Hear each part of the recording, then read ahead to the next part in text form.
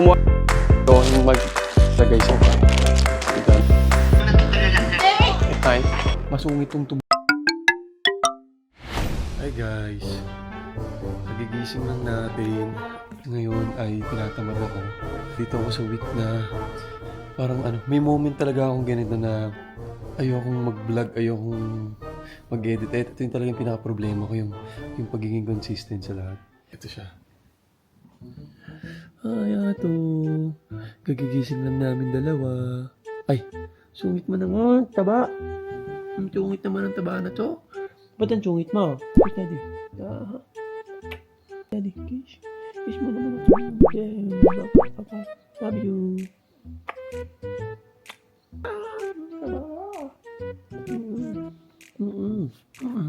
Papa niya pa ako. So, papakainin natin siya pagkain. Ito yung pagkain niya. Ito yung lagayan natin. So,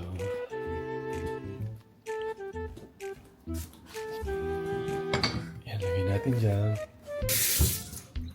Ito talaga guys, yung pinaka-isa sa mahirap na pag sinumpong ako ng katamaran. So, ito, ang dog food ni Tubol. Pero itong lagayan na to, ginilagay ko lang to dito. Pakita ko sa inyo yung dog food niya. Okay, ito yung dog food niya. Ganyang kalaki. Oh, kita nyo. Sako talaga siya. Ito good for, I think, 5 months. 4, 5 months to 6 months max. Ano talaga siya, pang white dogs. And then, nilagay ko lang to dito. So, before si Tubol, pinapakain natin siya ng wet food. Yung mga nabibiling chicken, pork, yung may beef. Yun na pinapakain natin sa kanya. Grabe yung tear stain niya rito. So, sa mga natin dyan, tropa natin na nanonood ng may white dogs. Tapos, ang problema niya talaga is yung tear stain niya. Ito guys, hindi ko alam kung meron ganito sa Philippines, pero yan, pinakita ko sa inyo yung brand. Sobrang laking tulong kasi simula nung nag-change siya doon sa dog food na yon, nawala yung tear stain niya. Thank you Lord. Kasi ang tagal nang pinapakain siya ng wet food. Tapos nagtataka kami, kahit anong linis yan, gabi, umaga, naglilinis siya ng mata. Tapos meron pa siyang wipes na pantanggal ng tear stain. May powder pa siya. Pero, hindi natatanggal. So, sa pinapakain pala talaga siya. So, ingat kayo sa pinapakain sa mga babies nyo. So, ngayon, tignan nyo si Tubol. Wala na talaga siyang tear stain. Oh, linis ng bebe.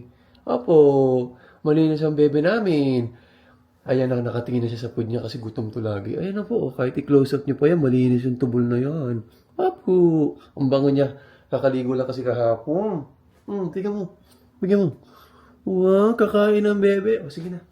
Yun nga, na-change yung dog food niya sa ganito. Then, nagpa-vet kami nung last vlog ko, nakita nyo naman. Pinapakain sa kanya dati, mga kalahati. Sabi ng vet niya, bawasan daw ng at least half daw ulit. Para, kasi sobrang, siya, overweight. Hoy! Kakain na ikaw? Kakain ng bebe? So, ito, ganito kadami yung dog food niya. Tapos, lalagyan ng tubig na mainit. Mainit na tubig kasi para mabusog kasi saka ayaw niya ng sobrang tigas na dog food. So papakainin na natin siya. Ayan. So ganito yung itsura niya. Kasi pag nilagyan mo ng warm water siya, lumalaki siya guys. So mabubusog siya. Saka hindi, siya, medyo malambot na. Parang Coco Crunch lang yan para hindi siya excited na si Tubol kasi 12 na. Tapos mag-gym si daddy niya after nito. So, papakainin natin siya. Let's go. Camera, di walang nagawa. Andito na tayo. Go na po. Ayun, excited ng webe namin. Go. Go, eat na ikaw dun. Apo, i-eat na po ikaw. So, dito natin siya papakainin. Yan. Go, eat na po.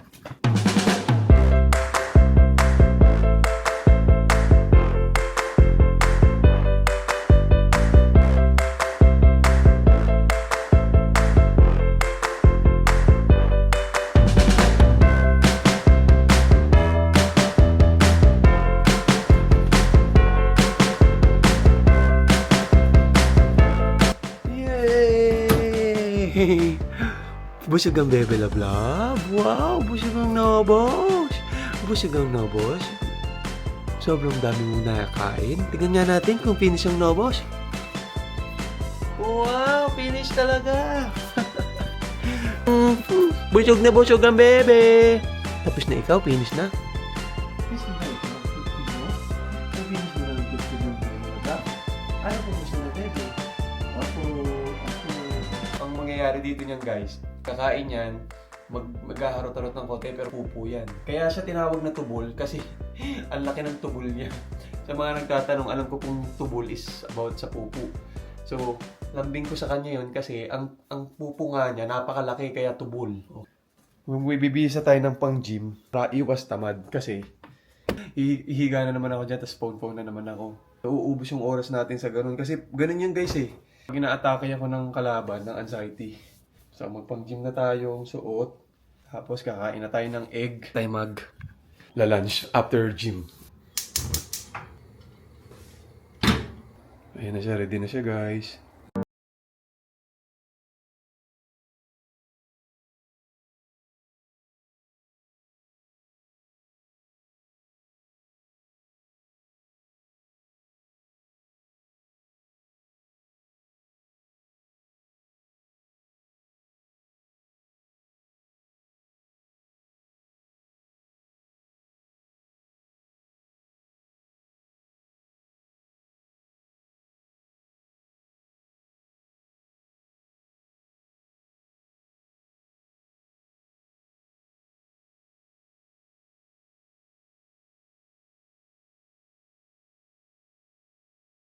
Tubol niya, kita niyo ba yan? Pangalawa na yan niya. Parang 30 minutes ago meron, tas tubol na naman siya ngayon. O, tingnan niyo kung gaano kabait yung tubol na yan ha. Kasi madumi yung puwet niya, lilinisan natin. Puwet! Oh, tingnan niyo. Puwet, daddy, patin. Malapit siya, pupunasan natin yung puwet niya. Ganon siya kabait. Guys, tingnan niyo itong building. Walang ilaw. Walang kuryente doon sa... pero gumagana yung elevator. So, tingnan natin, papasok tayo. Yung elevator nakakatakot. Oh my God. Seryoso ba? Wait lang. Magbubukas tayo ng... Ayan, para sure. Gumagana siya pero walang ilaw. Kasi pag pinatay ko, yan oh. O, diba? Galing. Wala daw ilaw sa apartment ngayon. Walang kuryente, so papaayos pa nila. Okay, pero gumagana yung elevator. Okay, dito na tayo. Ayun.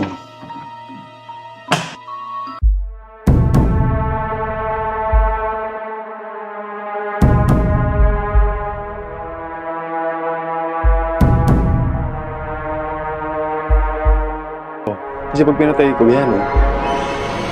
Kasi pag pinatay ko, yan oh. Yan oh.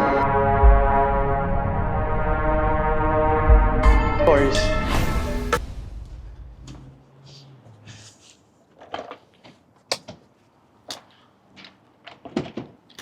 Okay, we're set. Punta na tayo sa... May charge pa tayo. Let's go. Okay, we're set. Punta na tayo sa... parking. Okay. Pakita ko sa inyo yung daan kasi medyo malayo-layo tayo ngayon. So, sama kayo sa akin.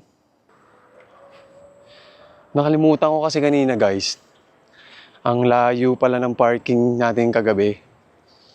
So, na-realize ko lang pagbaba ng building. Akala ko sa mga 3 blocks away lang. Okay, punta na tayo. So, ito yung way. Itong pinag-parkingan natin, ito yung medyo malapit sa work ko dati. Sa facility. Then, doon lang tayo nakahanap ng parking kagabi kasi puno na.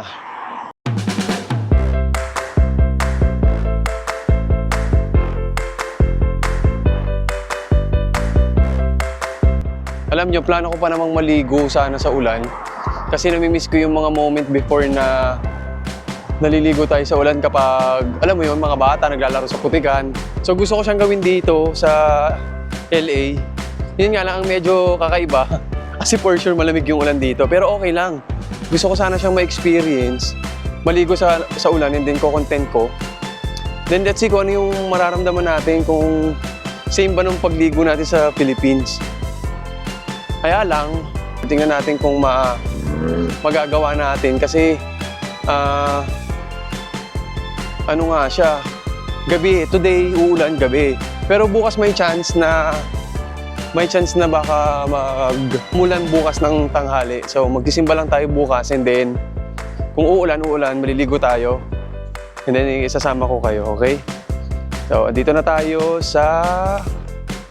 Ayan, ito na yung Christmas tree na daanan natin, kakalagpas lang.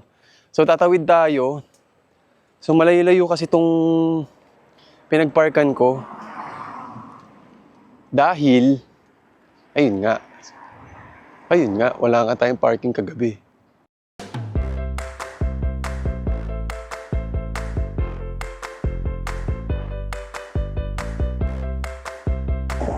Kaya lesson learned talaga, paulit-ulit.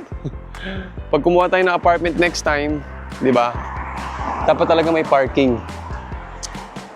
Lesson learned. Ganoon naman talaga eh. Doon tayo matututo sa mga mistakes natin sa buhay, doon sa mga pagkakamali nating nagagawa. And then, kasi once na magkamali ka, may experience mo yung hirap, yung mga problema, yung hassle, doon ka matututo. Kasi malalaman mo lang ang isang bagay na nagkamali ka kapag alam mo na hihirapan ka at hindi mo gusto yung nangyayari. Akin ganun ang definition ng pagkakamali. Pero maganda yun kasi experience siya para maitama mo yung dapat mong itama sa buhay, o di ba? So ayan na, tatawid na tayo ulit and then dito sa part na to medyo maganda yung area na to. Okay, let's go. Dahan-dahan lang tayo. Ayan.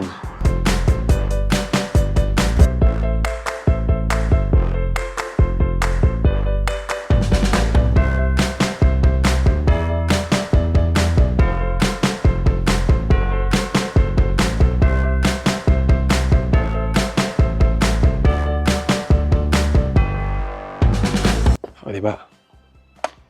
As usual, ano naman natin to dito. Kailangan natin ipasok dahil ayan. And then dito natin siya ipapasok. O diba, kasanggana natin tong scooter. Sobrang laking tulong sa atin kasi kung wala, paano tayo magpapark sa malayo? Pasok na tayo sa kotse dahil pupunta na tayo sa oil change. Okay, let's go.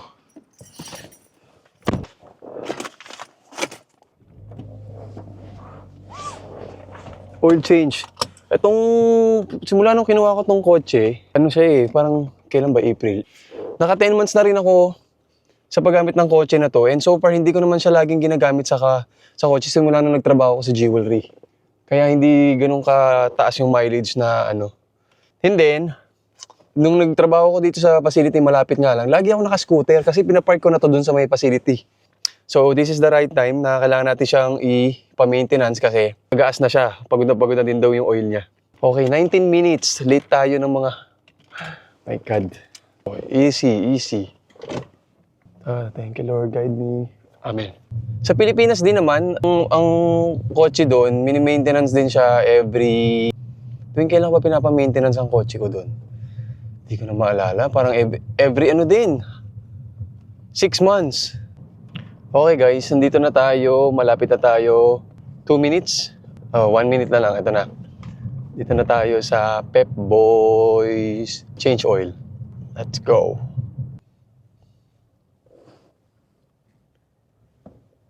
Okay. Wait, nandito na tayo. Wait lang guys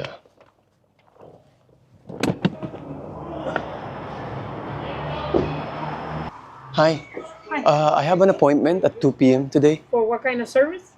Change oil. Your name? My name is Joel. Joel Palencia. The Mazda? Mazda, yep. I parked my car here. Yeah, no problem. Yeah, that's What's fine. your phone number? Keys, please. It's inside, Okay, so I let me have go to. get the mileage. Okay. Na guys, i-check niya na yung mileage ng kotse. How long it's gonna take? About an hour and a half. An hour and a half? So I'm gonna wait here. No problem. Okay. But yeah, about 2 hours. Give me 2 hours. 2 hours? Yeah. What time is it now? Let me see.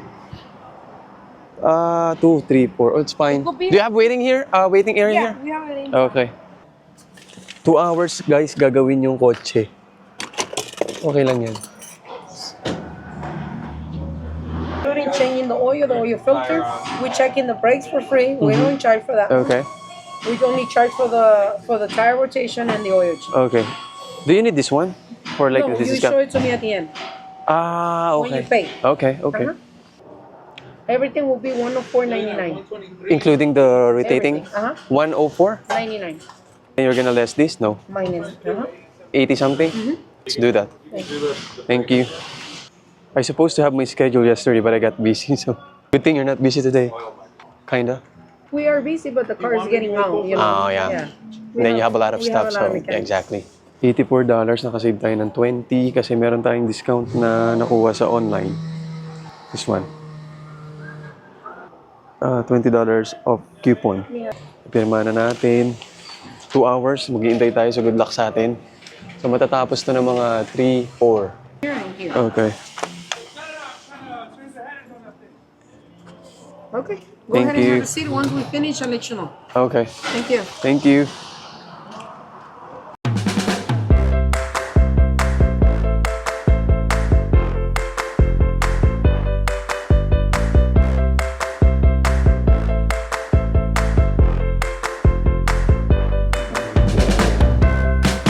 So, gumasa lang tayo ng parang $84.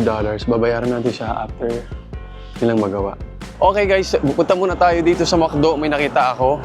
Kasi matagal-tagal pa tayo. Tsaka, ayun yung McDo. Yung kita nyo ba? Hanap tayo ng area na pwede natin tambayan. So, punta muna tayo ng McDo. Bili tayo doon. Siguro, ano muna tayo doon, merienda habang nag-iintay.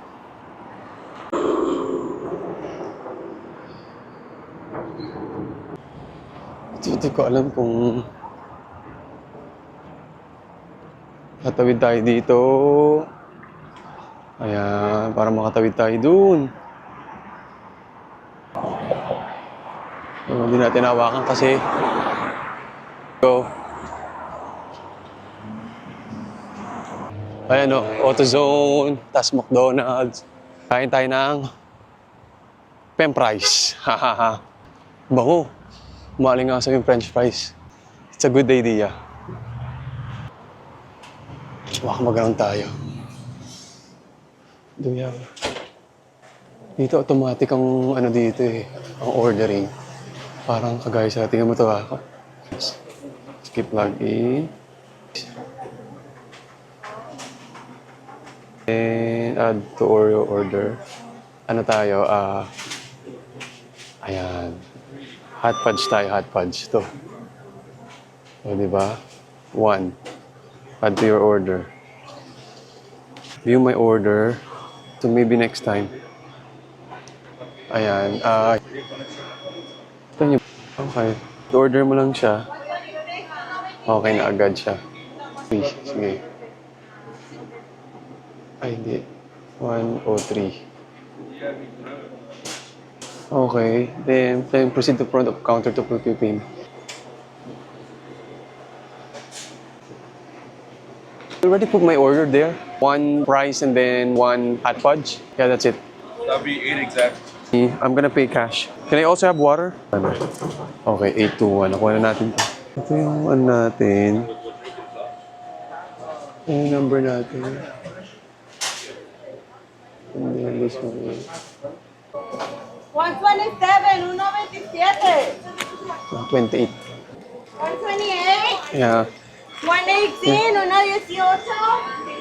Water. Dito na yung order natin. Humingi lang ako ng tubig para ano naman tayo. Here's our order. Waiting lang ako sa tubig. Ano tayo sa ating where do you wanna sit? Doon tayo sa dulo kasi parang mas okay dito sa dulo. Kahit madumi.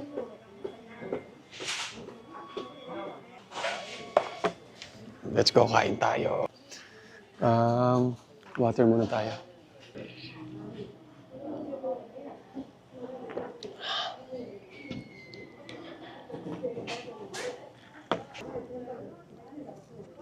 Guys, so na-miss kong ginagawa sa Philippines. Itong fries na sausaw sa Sunday.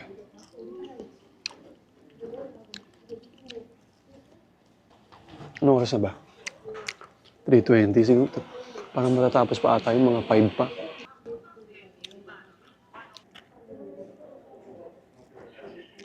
Yung french fries sinasawsaw sa Sunday. Ang sarap kaya. Yung lasa ng McDo, tsaka ng french fries, Sunday, burgers. Kung kalasa ba siya ng McDo sa Pilipinas, kalasa siya guys. Ang pagkakaiba lang ay, dito, ang McDo sa Amerika, chicken. Wala silang chicken na may rice. As in, wala rin silang chicken totally. Yung mga malalaking chicken ng McDo sa Pilipinas. Hi guys. Okay, tapos na daw yung kotse natin. Ready for pickup na. Kukunin na natin siya, magbabayad na tayo, and then we're good to go. Then $84 and then everything is fresh now, di ba? Madadrive na natin siya ng safe. It's done, yeah? Yeah. Where can I pay? Right here. Just give me a couple of minutes. Okay. We'll be right back. Thank you. Including the 20. Do you have the coupon? Yep. No, Here. it's It's here. 83. Okay. Thank you. Should I wait outside or Oh should I no, I'll get give this it to you card? right now. Just need Okay. a quick initials there and then a signature there. Okay. Okay. Thank you for Thank coming. you. Okay, we're done guys. So we're good to go. Na-update na rin siya sa lahat. So, diba? Meron tayong coupon na $20. Since uulan, hindi naman natin muna siya papa-car wash. Yay! We're done for today.